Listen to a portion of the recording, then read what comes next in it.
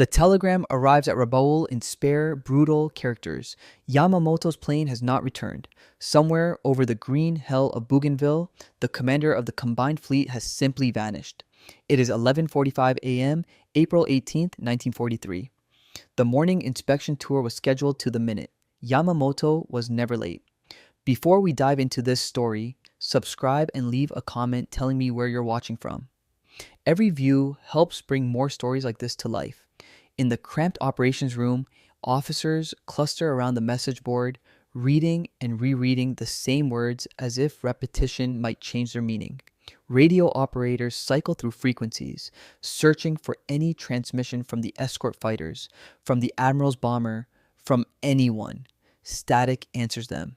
An hour passes, then two. Outside the operations room, Vice Admiral Matome Ugaki lies in the base infirmary, his arm splinted, ribs wrapped, a gash across his scalp still seeping blood into gauze. He should have been on that first plane, should have been sitting beside Yamamoto when the American fighters came. But a last-minute shuffle over passenger weight had split them into separate bombers. Ugaki's plane, shot full of holes, had somehow made it to a crash landing in the shallows. He pulled himself from the wreckage, already asking the question that would haunt him for the rest of his life. Where is the Admiral's plane? The search party finds the wreck the next morning after hacking through dense jungle for hours, following the scar of broken trees. The bomber lies shattered, pieces scattered across 100 meters. They find Yamamoto seated beneath a tree, still strapped to his seat as if the jungle itself had caught him and decided to let him rest. His white uniform is stained dark. His sword lies in the undergrowth nearby.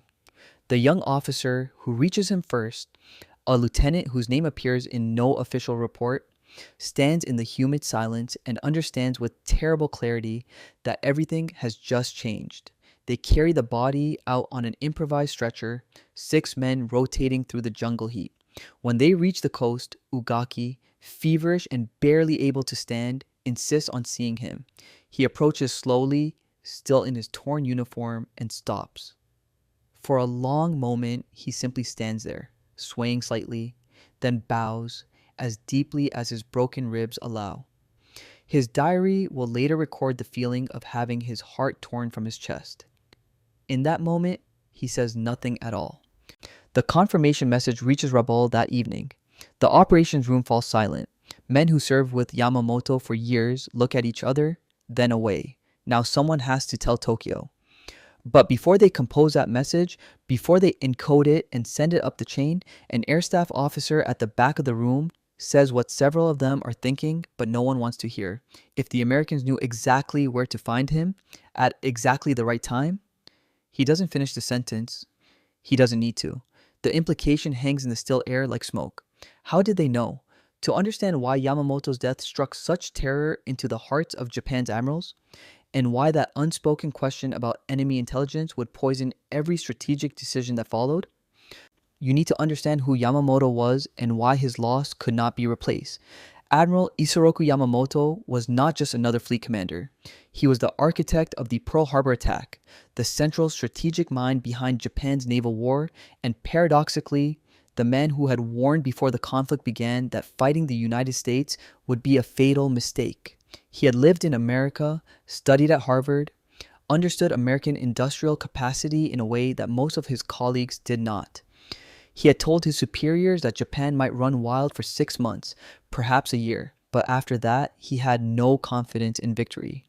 They had ignored him, and by April 1943, his predictions were proving grimly accurate. Quick reminder before we start, subscribing helps the channel grow and keeps more stories coming your way. The search party left at first light, 12 men carrying axes, medical supplies, and a folding stretcher. Lieutenant Hamasuna, who led them, had studied the flight path reports and the brief radio transmissions before the silence. The wreckage would be inland, somewhere in the dense jungle between the coast and the mountains. They started hacking their way through the undergrowth at around 600 hours. The jungle resisted them, vines thick as rope tangled around their boots. Palm fronds slapped at their faces, leaving stinging welts. The humidity was crushing, the kind that made every breath feel like drowning. Insects swarmed in clouds around their heads, drawn to the salt in their sweat. Every 50 meters, they stopped to sharpen the axes and orient themselves by the broken canopy overhead. They followed the trail of violence. Branches sheared off at unnatural angles, strips of metal glinting in the filtered sunlight, the smell of aviation fuel cutting through the rotting vegetation. 3 hours in, they found the first major piece of wreckage. The tail section of a Mitsubishi G4M bomber, twisted and partially buried in soft earth. The red circle insignia was still visible, scraped but recognizable. Hamasuna raised his hand and the column stopped. They spread out carefully, moving through the debris field. Personal items scattered everywhere, a canteen, a leather flight jacket, papers soaked and illegible. Then the first body, a crew member, thrown clear, lying face down in the undergrowth. The medic checked for a pulse out of habit, then shook his head. They marked the location and moved on. The main fuselage lay another 100 meters ahead, crumpled against a massive tree trunk. The impact had been catastrophic. Metal peeled back like paper. The cockpit was barely recognizable. They found 2 more crew members still inside, beyond any help. The men worked in near silence, speaking only when necessary to coordinate the search. The sound of distant surf reached them through the trees, a rhythmic whisper that made the jungle feel even more oppressive. It was a young sailor, barely 20, who spotted the figure beneath the tree. He had moved past the main wreckage, following a trail of smaller debris when he saw what looked like a person sitting in a small clearing. The sailor stopped so abruptly that the man behind him nearly collided with him. He raised his hand, pointing, unable to speak. Hamasuna pushed forward through the group, and then he saw it too. Admiral Yamamoto sat beneath a large jungle tree, still strapped to his aircraft seat. The seat had been thrown clear in the crash but had somehow landed upright, positioned as if it had been carefully placed there. Yamamoto's posture was almost formal. Back straight, head tilted slightly forward, hands in his lap.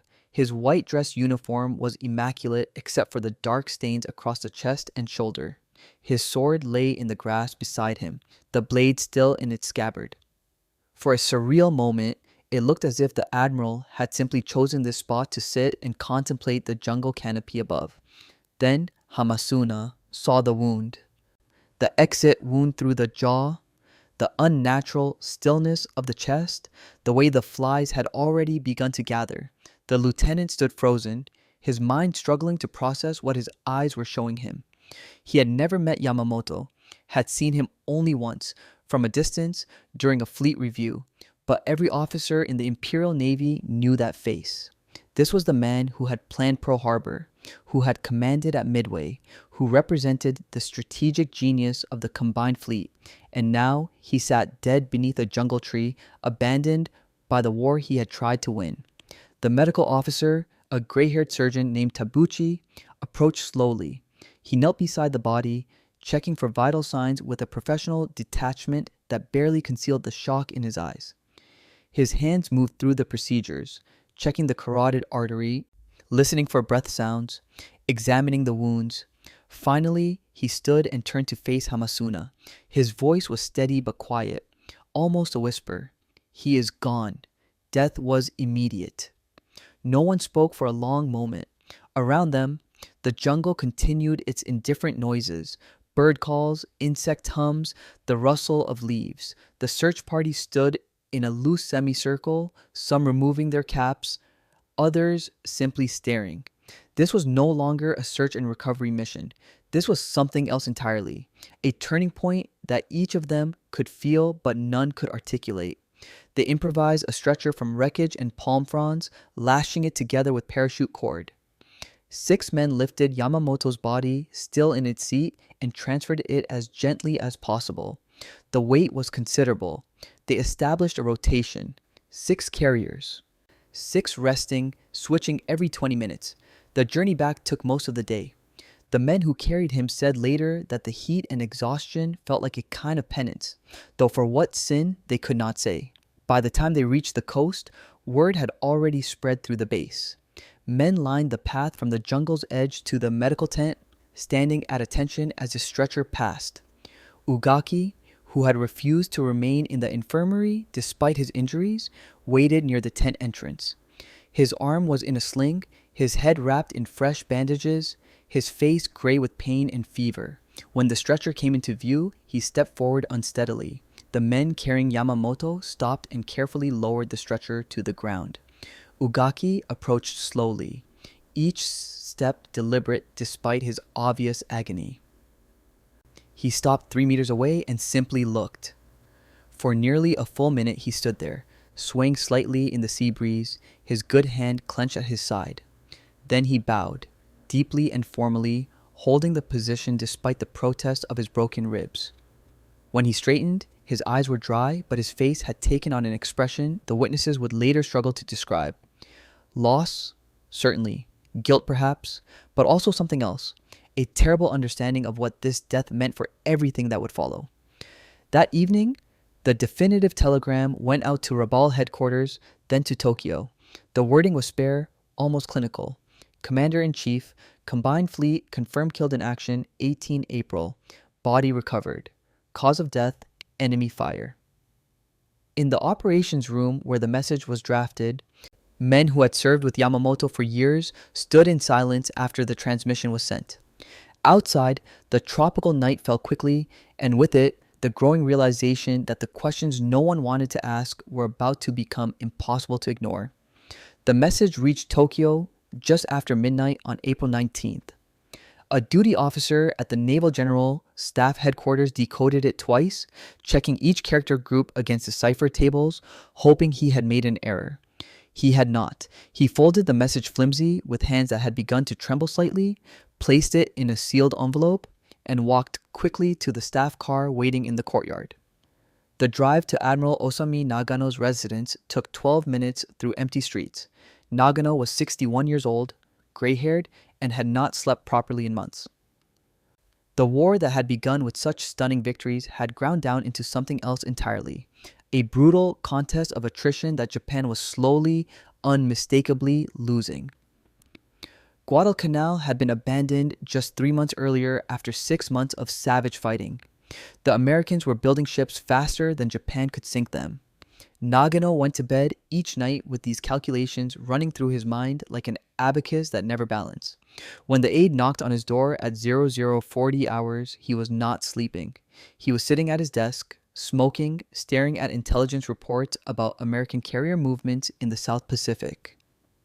The aide entered, bowed, and held out the envelope without speaking. Nagano took it, broke the seal, and unfolded the message. He read it once, slowly, then again. His face, already lined with exhaustion, seemed to age another year in the span of those 2 readings. Finally, he looked up at the aide and asked the question he already knew the answer to. Has this been confirmed? Yes, sir. Multiple witnesses. The search party recovered the body this morning. There is no possibility of error. Nagano nodded slowly and set the message on his desk. For several seconds, he did not move, simply stared at the paper as if it might spontaneously combust and solve his problem. Then he asked the second question, the one that would shape everything that followed. Who else knows? The aide had anticipated this. The air crews from both bombers, sir. The search party. Base personnel at Bougainville and Rabaul. Perhaps 80 to 100 men with direct knowledge. Admiral Kusaka is attempting to restrict information flow, but he trailed off. They both understood. In war, secrets had a half-life measured in hours, not days. 100 men met 1,000 within the week. Field units would hear through unofficial channels. Rumors would spread like oil on water. Nagano dismissed the aide and sat alone in his study. He did not call for more coffee. He did not return to the intelligence reports. Instead, he pulled open a drawer and retrieved a small notebook, personal and unofficial, in which he occasionally recorded thoughts he could not commit to formal documents. He paged back through entries from late 1941, before the war, and found what he was looking for. A conversation with Yamamoto, recorded in his own shorthand. They had been discussing the likelihood of conflict with the United States. Nagano had been optimistic, or at least had allowed himself to appear so. He had pointed to Japan's superior pilot training, its warrior ethos, the Americans' presumed softness and lack of will. Yamamoto had listened patiently, then responded with characteristic bluntness. You don't understand their industrial capacity. I've seen it. I've lived among them. When they fully mobilize, they will bury us in steel. Nagano had argued, had cited figures about Japan's naval strength, about strategic advantages, about the defensive perimeter they would establish. Yamamoto had simply shaken his head. We might run wild for 6 months, perhaps a year. After that, I have no confidence in victory. Nagano closed the notebook and lit another cigarette. The conversation had been less than 3 years ago. Already it felt like prophecy. The Americans were indeed burying them in steel. New carriers, new destroyers, new aircraft rolling off assembly lines at a pace that Japanese planners had dismissed as impossible. And now Yamamoto, the one man who had understood this from the beginning, the one man who had tried to prepare them for what was coming, was dead in a jungle on Bougainville. He did not allow himself to sleep. At 0500 hours he bathed, dressed in full uniform, and was driven back to headquarters. He had ordered an emergency meeting of the Naval General Staff for 0600 hours. His adjutant had made the calls, waking senior admirals across Tokyo with terse instructions. Immediate attendance required, highest classification. They assembled in the main conference room as the sky outside began to lighten. These were the men who had planned the conquest of 1941 and 1942, who had celebrated the fall of Singapore and the humiliation of the British Pacific Fleet. Now they filed in silently, gray-faced, already knowing what they would be told. Information traveled through informal channels faster than official ones. Most of them had received phone calls from subordinates, whispered conversations that conveyed the essential fact. Yamamoto was gone. Nagano stood at the head of the table and told them what they already knew. He kept his voice level, his words precise. Commander-in-Chief of the combined fleet killed in action over Bougainville. Body recovered. Death confirmed. He provided the tactical details. Inspection tour, American fighters, both bombers attacked. He did not speculate. He did not offer analysis. He simply laid out the facts as a doctor might describe a terminal diagnosis. The discussion that followed was remarkable for what was not said. No one questioned the timing. No one asked how 18 P-38 Lightning fighters had been positioned at exactly the right coordinates at exactly the right moment to intercept a routine inspection flight. The question hung in the air like smoke from Nagano's cigarette, visible to everyone, acknowledged by no one. Admiral Koshiro Oikawa, former Navy minister, cleared his throat and spoke carefully. We must consider the possibility of enemy intelligence penetration. The phrasing was deliberately vague. Penetration of what? Communications? Operations? The combined fleet's cipher systems? He did not specify. The others nodded as if he had said something profound, but no one elaborated. To speak more plainly would be to admit something none of them were prepared to state in an official setting, that their most secure communications might be compromised, that the Americans might be reading their signals, that every movement and plan might be visible to the enemy. Vice Admiral Shigeru Fukudomi, chief of the operations section, raised a different concern. The emperor must be informed, and the public will expect an announcement. This brought the conversation to its real purpose. Not grief, though that was genuine. Not strategic assessment, though that was urgent. The immediate question was simpler and more dangerous. What do we tell people? How do we frame this? How do we control the narrative before it controls us? Nagano let them talk through the options, already knowing where they would land. Announce immediately and risk panic. Delay and risk accusations of concealment. Admit the circumstances and invite questions about security. Obscure the circumstances and invite speculation. Every option was bad. They were simply choosing which kind of bad they could live with. As the sky outside turned from gray to pale blue, they reached their consensus. The death would be announced, but not yet. Not until they could prepare the proper ceremonies, craft the proper language, and ensure that Yamamoto's loss was framed as a warrior's end rather than a catastrophic intelligence failure. 33 days, someone suggested. Time enough to plan a state funeral worthy of his rank. Time enough to let the shock dissipate through the Navy's ranks before making it public. Time enough to avoid answering the questions they could not afford to answer. The meeting adjourned at 0730 hours. The admirals filed out into the morning sunlight, and none of them spoke of what they all understood, that the war had just turned in a direction from which there might be no return. The signals traffic between Rabaul and Tokyo intensified over the next 48 hours, each message more carefully worded than the last. Admiral Kusaka's staff in Rabaul sent detailed reconstructions of Yamamoto's itinerary. Departure time, flight path, estimated arrival at each inspection point. Tokyo's responses came back laden with bureaucratic circumlocution. Clarified distribution of operational schedules. Confirm personnel with advanced knowledge of movements. Assess potential for unauthorized disclosure. No one wrote the words they were actually asking. Who knew, and how did the Americans find out? In a smaller conference room adjacent to Nagano's office, a working group of intelligence officers and communication specialists assembled on the morning of April 20th. Their task, never formally stated in any document, was to determine whether the ambush had been luck, skill, or something far worse. They reviewed the timing. The American fighters had arrived almost exactly on schedule, positioned perfectly along Yamamoto's route. They noted the precision, not random patrol, not coincidental interception, but a deliberate ambush executed with foreknowledge. One lieutenant commander, a signal specialist named Nakano, finally said what the others were thinking. The Americans intercepted the itinerary transmission. Silence. Then, carefully, one of the senior officers responded. That would require them to have broken our fleet code. More silence. The fleet code was JN25, the primary cipher system for naval operations. It was supposed to be secure, changed regularly, resistant to cryptanalysis. If the Americans had broken it, then every operational signal, every movement order, every strategic directive was potentially compromised. The implications were staggering and terrifying. Nakano pressed forward. Sir, the timing and positioning suggest advanced knowledge.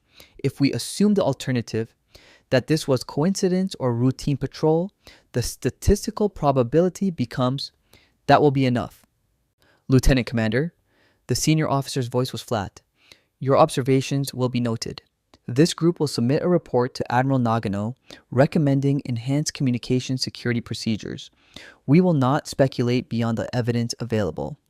The report, when filed, was a masterpiece of evasion. It spoke of reviewing cipher protocols and implementing additional verification measures without ever stating the underlying fear. The word compromise appeared nowhere in the document. Neither did codebreaking or intelligence failure. The admirals who read it understood perfectly. The absence of explicit language was itself a kind of confirmation. No one wanted to be the officer who officially declared that Japan's naval communications had been transparent to the enemy, possibly for months or years. While intelligence officers drafted their careful evasions, the public affairs section worked on a different kind of document. They produced two versions of Yamamoto's death, each serving a distinct purpose. The public version, still weeks away from release, would speak of the admiral meeting a gallant end while directing operations at the front and falling in the performance of his sacred duty to the nation. The language was elevated, almost ritualistic, designed to transform death into sacrifice and sacrifice into inspiration. The private version existed only in fragmentary notes from staff meetings and in the personal records of senior officers. These notes contained different language entirely. Vice Admiral Takijiro Onishi, an aviation specialist who had worked closely with Yamamoto, reportedly stated in a closed session that losing the commander-in-chief shortens the road to defeat by at least a year. Another officer, whose name was redacted in post-war interrogation transcripts, said more bluntly that Yamamoto had been the only figure capable of restraining the more reckless elements within the Navy. Without him, the drive towards suicidal, decisive battle doctrines would accelerate. These observations, too dark for official record, circulated anyway through whispered conversations and private correspondence. Admiral Nagano received one particularly bold memorandum from a captain in the communication division. It proposed an immediate comprehensive overhaul of all fleet cipher systems, and a suspension of detailed operational transmissions until new codes could be implemented and distributed. The proposal was technically sound but operationally catastrophic. Changing codes fleet-wide would require months and would effectively paralyze naval operations during the transition. Moreover, it would signal to every officer in the Navy that High Command suspected fundamental security failures. The memorandum was filed without action. Nagano did, however, order a quiet review of who had access to Yamamoto's itinerary and how widely it had been distributed before the flight. The review found that dozens of officers and radio operators had handled the transmission. The chain of custody was impossible to trace completely. In his hospital bed at Rabaul, Ugaki continued writing in the diary he was not supposed to keep. Naval regulations discouraged personal records of sensitive events, particularly in wartime. But Ugaki had maintained his daily entries for years. Now, bandaged and in pain, he recorded the crash, the recovery of Yamamoto's body, and fragments of conversations he overheard from visiting officers. His entries were spare, almost clinical. April 19th, commander's body recovered from jungle, death confirmed instantaneous, search party reports, American fighters attacked at 0935 hours. Then, unusually, a personal observation. The precision of the enemy's timing suggests foreknowledge. No one speaks of this openly, but the implication is clear. And finally, something closer to emotion. Feel as if my own heart has been removed. Cannot rid myself of the thought that my insistence on the inspection tour led him to this end. These entries, written in violation of standing orders, would later become one of the primary sources for historians trying to understand what Japanese officers actually knew and said in the immediate aftermath. Ugaki was documenting what official records were designed to obscure. By April 21st, discussions had begun about Yamamoto's successor. The position of Commander-in-Chief Combined Fleet could not remain vacant. Names circulated. Admiral Minichi Koga, competent but lacking Yamamoto's strategic vision. Admiral Nobutake Kondo, experienced but conservative.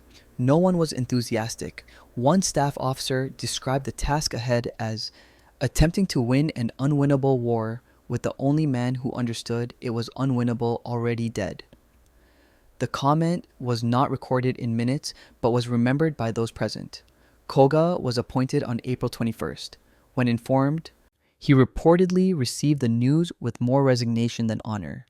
According to later accounts, he told a colleague that Yamamoto had been fortunate to die while his reputation was still largely intact before the full weight of inevitable defeat settled on the Navy.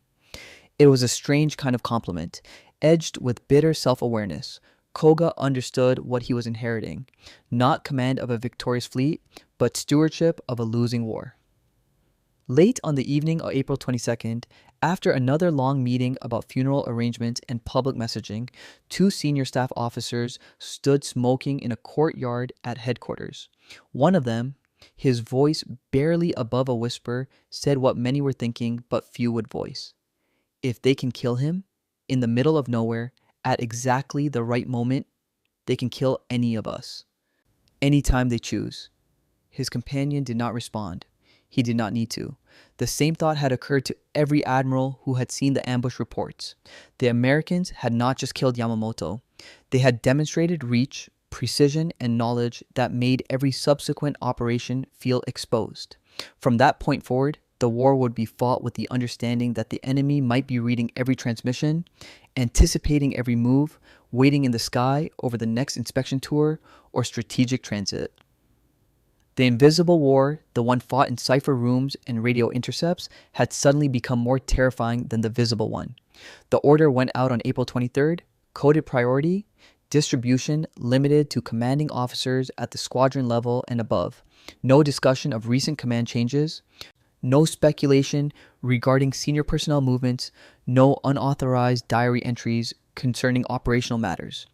The language was bureaucratic, but the message was clear. Yamamoto's death was to be treated as a state secret until further notice. officers who violated the directive would face immediate reassignment and potential court-martial. The order was impossible to enforce. Within the Navy, information moved through two parallel channels, official signals and the whisper network that connected sailors across every base and ship. By the end of April, rumors had spread throughout the combined fleet. Yamamoto was wounded, Yamamoto was dead, Yamamoto had been captured by the Americans, Yamamoto had committed ritual suicide after Guadalcanal. The stories contradicted each other, but they all shared a common theme. Something catastrophic had happened, and High Command was hiding it. On April 25th, the battleship Musashi departed Truk Lagoon on what was officially logged as a routine transit to Japan.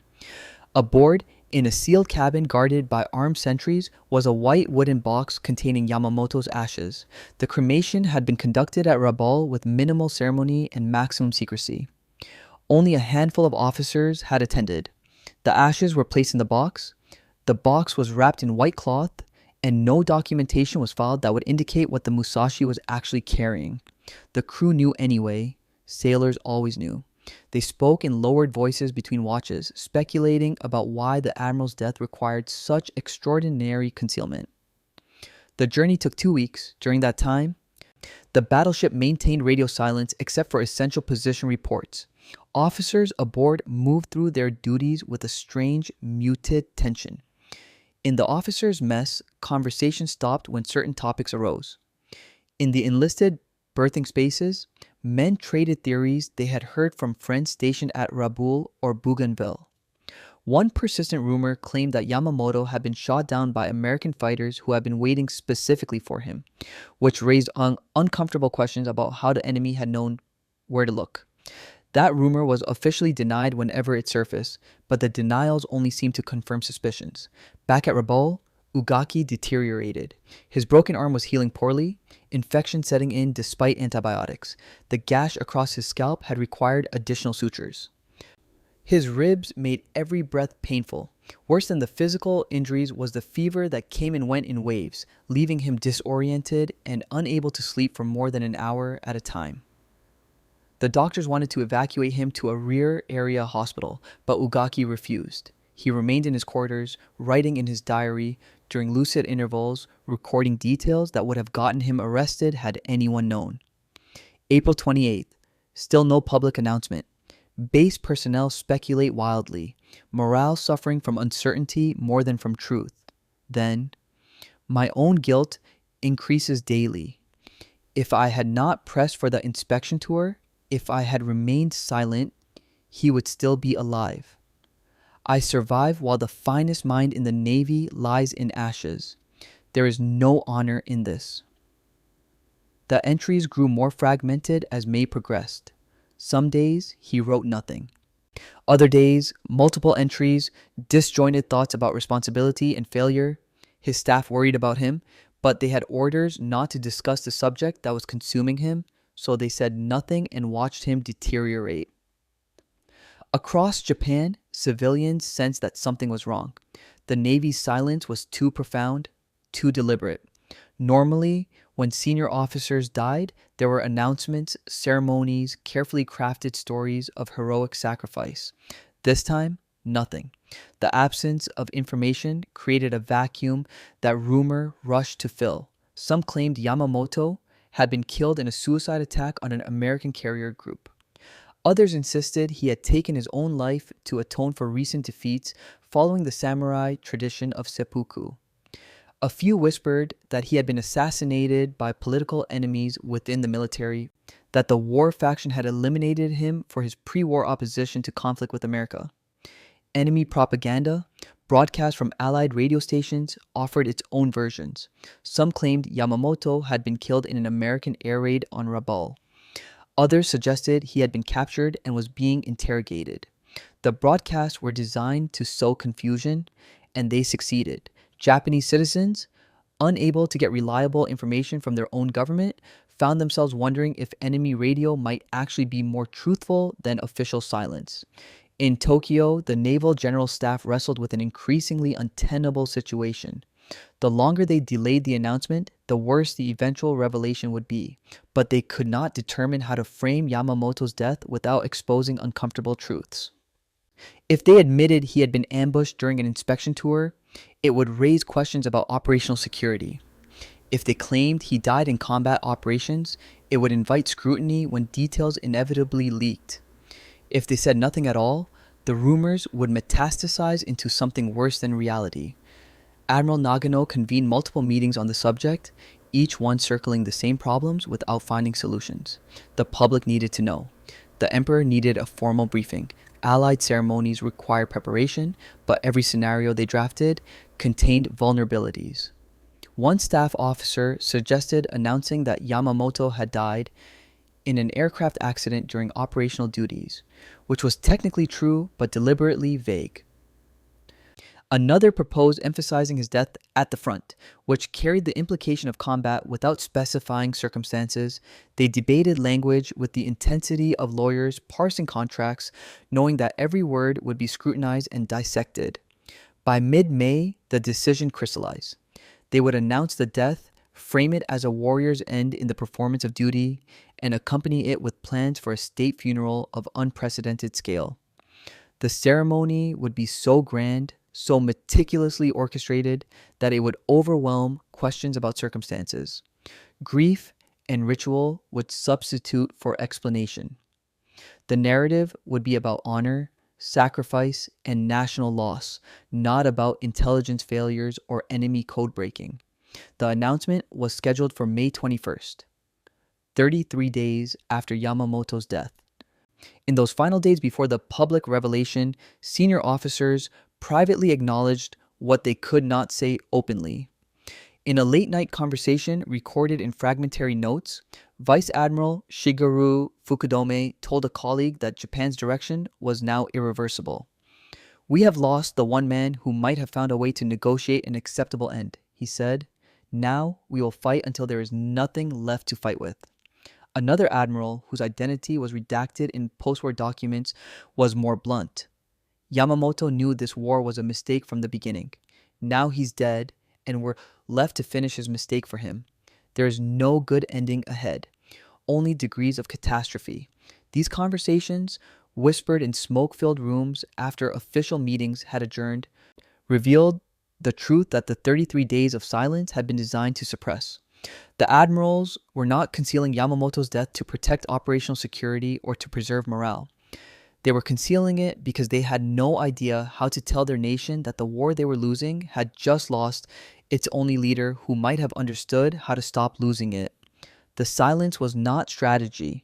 It was paralysis, dressed up as security protocol, buying time for men who had run out of good options and were now simply trying to manage the narrative of their own defeat. Admiral Menechi Koga took formal command of the combined fleet on April 21st, 1943, in a ceremony notable for its brevity and lack of celebration. There were no speeches about glorious destiny or inevitable victory. Koga accepted the appointment with a short statement acknowledging the weight of his predecessor's legacy, then dismissed the assembled officers and retired to his quarters. Later that evening, in a conversation with his chief of staff that was recalled in post-war interrogations, he spoke more candidly. "Yamamoto had the fortune to die while his reputation was intact," Koga said. "I must live with the responsibility of presiding over what comes next." His chief of staff, uncertain how to respond to such bleakness, said nothing. Koga continued, almost to himself. "He died with honor at the front, in the performance of duty. I will die watching this fleet disintegrate, piece by piece, unable to stop it. Which of us has the heavier burden?" It was not a question that invited an answer. Within days, officers throughout the combined fleet began to notice a shift in operational philosophy. Yamamoto had been aggressive, sometimes recklessly so, always seeking the decisive engagement that might shift the war's trajectory. His strategies had been bold, calculated risks that occasionally bordered on gambles. Koga's approach was fundamentally different. His orders emphasized caution, dispersal, preservation of force. Where Yamamoto had concentrated his carriers for maximum striking power, Koga spread them across multiple task forces. Where Yamamoto had sought battle, Koga sought to avoid unnecessary exposure. The change was most evident in his first major staff meeting, held aboard the battleship Musashi on April 30th. Senior officers assembled expecting the traditional review of strategic objectives and operational plans. Instead, Koga opened with a statement that sent a chill through the room. We must operate on the assumption that the enemy is reading our communications. Every transmission, every movement order, every operational plan should be considered potentially compromised. He did not elaborate on why he believed this. He did not cite the Bougainville ambush explicitly. He did not need to. Every officer present understood what he was saying and why he was saying it. The precision of the attack on Yamamoto had been too exact, too perfectly timed to be coincidence or luck. The Americans had known. And if they had known then, they likely knew now. No one contradicted him. No one asked for evidence or challenged the assumption. The silence in the room was itself a form of agreement. They had all been thinking it. Koga had simply been the first to say it aloud in an official setting. The strategic implications were immediate and devastating. Naval operations require detailed coordination. Ships need to know where to rendezvous, when to refuel, where air cover will be positioned. All of this required radio communication, and if those communications were compromised, then every plan became a potential trap. The solution was to communicate less, move less predictably, avoid concentrating forces in ways that would make them lucrative targets. But this defensive crouch came at a cost. Without detailed coordination, the kind of complex, multi-pronged operations that Yamamoto had favored became impossible. The combined fleet, once an instrument of aggressive naval warfare, began to resemble something closer to a fleet in hiding. Officers across the service felt the change. Carrier captains noticed that their operational orders became vaguer, leaving more to local initiative but also reducing the possibility of coordinated strikes. Submarine commanders found their patrol zones expanded but their specific targets less clearly defined. Air groups received fewer detailed mission briefings and more general directives to maintain readiness and avoid unnecessary risk. The Navy was not retreating exactly, but it was no longer advancing either. It was treading water, trying not to drown. Among younger officers, the shift in tone was particularly demoralizing. Many had joined the Navy believing in the doctrine of decisive battle, the idea that Japanese skill and spirit could overcome American material advantages in a single climactic engagement. Yamamoto had embodied that philosophy even while privately doubting it. Koga did not even pretend to believe. His caution, his emphasis on preservation over aggression signaled a loss of faith in victory itself. Officers did not say this openly. Defeatist talk was dangerous, potentially treasonous, but in private conversations, in letters home that were carefully worded to avoid censorship, the sentiment emerged. The war was no longer about winning. It was about not losing too quickly. In June, after recovering sufficiently to travel, Ugaki was reassigned to Koga's staff. The two men had known each other for years, though they had never been close. Their first private meeting was awkward, weighted with unspoken grief. Koga asked about Ugaki's injuries. Ugaki gave a brief clinical report. Then Koga asked the question he had been avoiding. What was he like at the end, before Bougainville? Ugaki considered this carefully. He was tired, more tired than I had ever seen him, but he insisted on the inspection tour. He said the men needed to see that command had not abandoned them. A pause. I agreed with him. I should not have. Koga nodded slowly. You are not responsible for what happened. Perhaps not, but I am responsible for surviving it. They spoke for another hour, discussing operational matters, the state of the fleet, ongoing battles in the Solomons, but beneath the professional conversation was a shared understanding. The Navy they had known, the Navy that Yamamoto had led, was gone. What remained was something smaller, more frightened, less certain of its purpose. Ugaki noted in his diary that night that Koga seemed like a man carrying a weight he knew he could not support, but had no choice but to bear. The true cost of Yamamoto's death was not immediately calculable in ships sunk or battles lost. It was more subtle and more profound.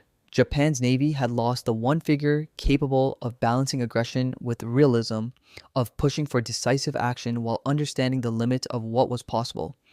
Yamamoto had been a hawk who knew they should not have gone to war, and a strategist who understood that once committed, Japan's only hope was a swift, overwhelming victory.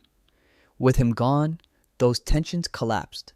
The reckless elements in the Navy, those who believed in fighting to the last man and the last ship, gained influence.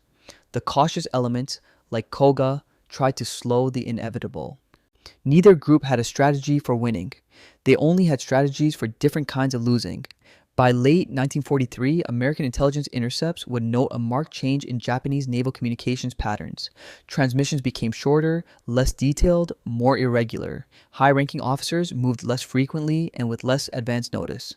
The Americans correctly interpreted this as evidence that the Japanese suspected their codes were compromised, though they never confirmed it definitively enough to change their cipher systems completely. The result was a kind of strategic paralysis. Japan could not operate effectively while assuming everything was compromised, but it could not confirm the compromise without risking even worse security breaches in the investigation process. In the end, Koga would command the combined fleet for just over a year before his own death in an aircraft accident in March 1944. Like Yamamoto, he would die in the air, though under less dramatic circumstances. His tenure would be remembered, if at all, as a period of managed decline. The fleet he inherited was already losing. The fleet he left behind was simply losing faster. And the invisible enemy he had warned about, the one that lived in radio waves and cipher machines, continued to read Japan's secrets and wait in the sky over the next inspection tour. On May 21st, 1943, 33 days after Yamamoto's death, the Japanese government finally made the announcement. Radio broadcasts interrupted regular programming. Newspapers printed special editions with black borders. The language was elevated, almost liturgical. Admiral Isoroku Yamamoto, Commander-in-Chief of the Combined Fleet, architect of Pearl Harbor, had died while engaged in directing strategy at the front. He had met a warrior's end, fulfilling his sacred duty to the nation. The details were sparse. No mention of ambush, no mention of American fighters, just the simple, terrible fact of his death. The state funeral, held on June 5th in Tokyo, was orchestrated with imperial ceremony. Thousands lined the streets as the procession moved through the city. Senior admirals walked behind the casket, faces composed in expressions of stoic grief. At the memorial service, speakers praised Yamamoto's brilliance, his dedication, his sacrifice. Admiral Nagano delivered a eulogy promising that the Navy would fight even harder in honor of their fallen commander, that ultimate victory would be their tribute to his memory. In private, those same admirals knew better. After the public ceremonies concluded, after the diplomatic corps departed and the crowds dispersed, they returned to their offices and resumed the work of managing a losing war. The words they had spoken at the funeral were necessary theater, but they were not truth. The truth existed in quiet conversations, in classified meetings, in documents that would not surface for decades. Ugaki, still recovering but insisting on attending the funeral, stood among the mourners and felt the weight of what was not being said. That night, back in his quarters, he wrote in his diary with a clarity that pain and grief had somehow sharpened rather than dulled. June 5th. The state funeral was magnificent. The speeches spoke of honor and duty and ultimate victory. None of it was real. We have lost the one man who understood that this war could not be won through spirit alone. What remains is the pretense that we are still fighting for victory when in truth we are simply delaying defeat. The entry violated every regulation about personal records and defeatist sentiment. Ugaki wrote it anyway. Over the following months and years, his diary would become a repository for the things that could not be said aloud. Doubts about strategy, fears about code breaking, observations about declining morale, and his own corrosive guilt over surviving the crash that killed Yamamoto. It was a quiet act of rebellion, documenting truth in a military that had chosen to replace truth with narrative. Other admirals, prevented by regulation and self-preservation from keeping written records, confined their admissions to private conversations. These exchanges, later recalled in post-war interrogations and memoirs, revealed a stark contrast between public rhetoric and private assessment. Vice Admiral Takijiro Onishi told a colleague in late 1943 that Yamamoto's death had removed the last restraint on the Navy's more fanatical elements. He could balance aggression with calculation, Onishi said. Now, there is no balance. Only officers who believe death is preferable to surrender, pushing us toward tactics that will kill us faster. Admiral Nagano, in a conversation recalled by his adjutant, was even more blunt. Yamamoto warned us before the war that American industrial capacity would overwhelm us. We did not listen. Now he is dead, and his prediction is coming true exactly as he foresaw. We are being buried in steel, just as he said we would be. The symbolic weight of Yamamoto's death went beyond the loss of his strategic mind. He had represented a kind of equilibrium, bold enough to plan Pearl Harbor, realistic enough to know it could not achieve lasting victory, aggressive enough to seek decisive battle, cautious enough to understand when to preserve force. With him gone, that equilibrium collapsed. The Navy split between those who wanted to fight more recklessly and those who wanted to avoid fighting at all. Neither faction had a strategy for winning. They only had strategies for different kinds of dying. Post-war documents, declassified decades later, revealed the full extent of what Japanese admirals understood but could not say during the war. The United States Strategic Bombing Survey, which interviewed hundreds of Japanese officers after surrender, found a consistent pattern. Publicly, throughout the war, these officers had expressed confidence in ultimate victory. Privately, many had believed since 1943 that defeat was inevitable. Yamamoto's death had not caused that belief, but it had confirmed it. His loss symbolized the futility of continuing a fight that the Navy's finest strategists had warned against from the beginning. Intelligence documents showed that some admirals had correctly suspected American code breaking but had been unable to act on that suspicion without triggering a security panic that would have been as damaging as the breach itself. They had fought the remainder of the war knowing their communications were likely compromised, unable to change their systems, watching as American submarines found their convoys and American carriers avoided their traps. For Ugaki, the war's final act came on August 15, 1945, hours after Emperor Hirohito's surrender broadcast. By then, he was a vice admiral commanding the 5th Air Fleet, overseeing the remnants of Japan's kamikaze forces. When the surrender order arrived, Ugaki made a decision that had perhaps been inevitable since that morning over Bougainville. He would fly one final mission, a kamikaze attack on American ships near Okinawa, refusing to outlive both his commander and his nation's capacity to fight. He climbed into a Yokosuka D-4Y dive bomber with several other officers who insisted on accompanying him. They took off in the late afternoon, flying toward Okinawa through clear skies. His diary, which he had maintained with obsessive regularity for years, ended abruptly with that day's entry. No final philosophical reflection. No last testament, just routine notes about the day's events, and then silence. The plane never reached its target. It crashed into the sea, and Ugaki's body was never recovered. The admirals' voices, which had whispered doubt and fear behind closed doors throughout the war, fell silent. But in what they wrote before that silence, in the documents they left behind and the conversations they had when they thought no one was recording, the truth remained. When Yamamoto's bomber fell into the jungle of Bougainville on April 18, 1943, it was not only one man who died beneath that tree, it was Japan's last realistic assessment of what the war could achieve and what it would cost. It was the final bridge between the boldness required to fight and the realism required to know when to stop fighting. It was, though none of them could say it at the time, the moment when the Navy's senior leadership understood that the path ahead led in only one direction. The jungle swallowed Yamamoto's body that morning, but the impact of his death reverberated through every subsequent operation, every failed strategy, every desperate gamble that followed. The admirals who survived him spent the rest of the war managing the consequences of his absence, fighting without his strategic vision, operating under the shadow of compromised communications, watching the industrial colossus he had warned about demonstrate exactly the power he had predicted. In the end, what the admiral said when Yamamoto was shot down was less important than what they could not say, what they wrote in forbidden diaries and whispered in closed rooms and finally admitted only after the war had ended and there was nothing left to lose by telling the truth.